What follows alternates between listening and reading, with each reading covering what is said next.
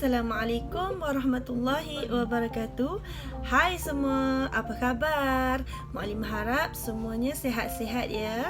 Okey, bertemu lagi kita dalam sesi kelas PDPR bersama dengan Muklimah Zar. Okey, jom kita tengok topik apakah kita akan belajar untuk hari ini. Sebelum tu, marilah kita sama-sama baca doa sebelum belajar. Baiklah, hari ini kita akan sambung topik seterusnya bagi subjek ibadah tahun 1. Okey, sebelum tu Muklimah nak anak-anak sediakan buku teks dan buka pada muka surat 26.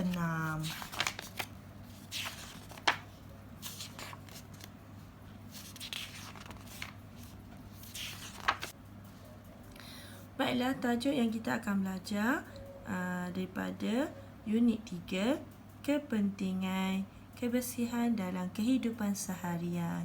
Okey, ini adalah aktiviti kebersihan dalam kehidupan seharian kita.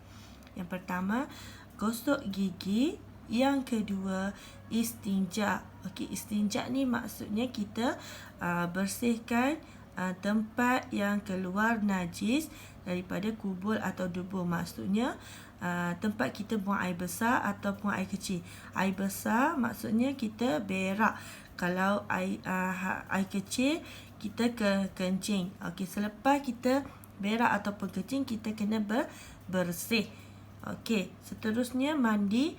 Okey, mandi ni penting dalam seharian kita. Okey, sebab untuk menyihatkan badan dan bersih daripada segala kekotoran. Okey, seterusnya wuduk. Okey, wuduk ni supaya kita menyucikan daripada hadas kecil ataupun hadas besar. Okey, hadas kecil bermaksud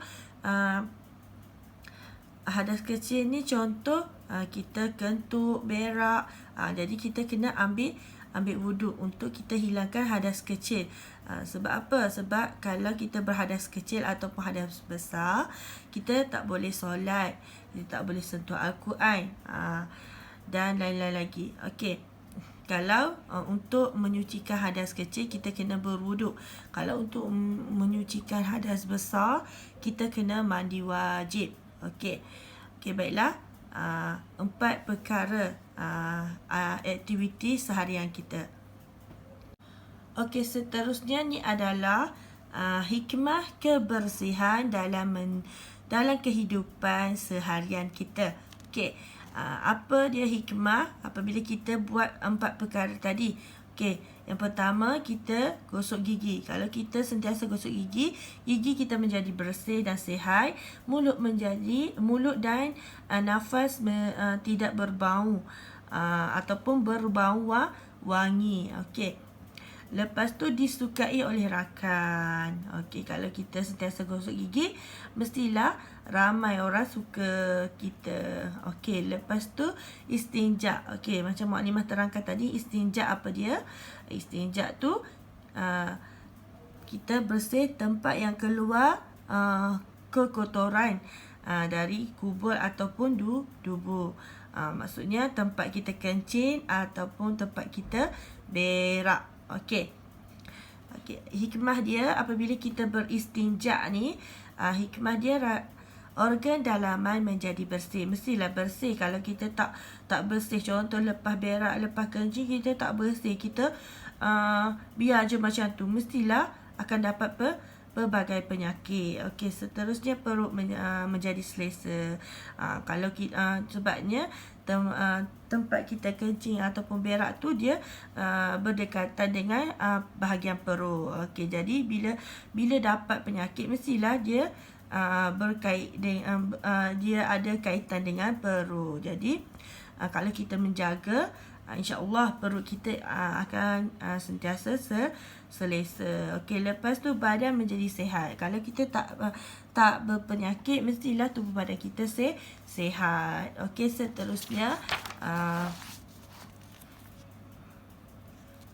mandi. Okey, mandi. Kalau kita hikmah kita mandi dalam seharian kita, tubuh badan kita menjadi bersih dan sihat.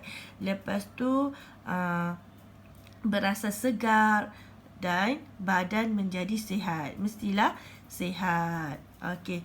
Sebab apa? Sebab kalau kita kalau dalam seharian tu kita tak mandi, mesti kita dalam keadaan rasa macam lemah, tak bersemangat, rasa macam mengantuk je kan. Bayangkan kalau kita lepas bangun pagi tu kita tak mandi, rasa macam selesa ke tak selesa kalau kita tak mandi. Mestilah tak selesa kan. Jadi kena mandi sekurang-kurangnya 3 kali sehari.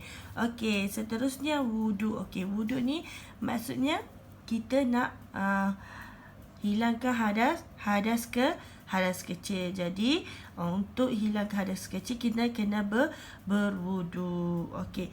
Hikmah berwuduk ni tubuh badan menjadi bersih dan sihat. Okey, mestilah bersih sebab kita dah bukan dalam keadaan hadas kecil kan. Maksudnya bila-bila je kita boleh solat sebab kita dah ada wuduk kan. Maksudnya sebab apa? Sebabnya kalau kita nak solat ke nak sentuh Al-Quran, kita kena dalam keadaan berwuduk. Kalau kita berhadas kecil, kita tak boleh solat. Solat kita menjadi tidak sah kalau kita tak ada wuduk. Jadi kita berwuduk. Okey. Hikmah dia berasa segar, mendapat pahala. Kalau kita berwuduk, kita dapat pahala. Lepas tu ibadat menjadi sah. Macam Mukadimah kata tadi, kalau kita tak ada wuduk, kita nak solat tak boleh kan. Kena ada wuduk baru sah solat kita. Okey.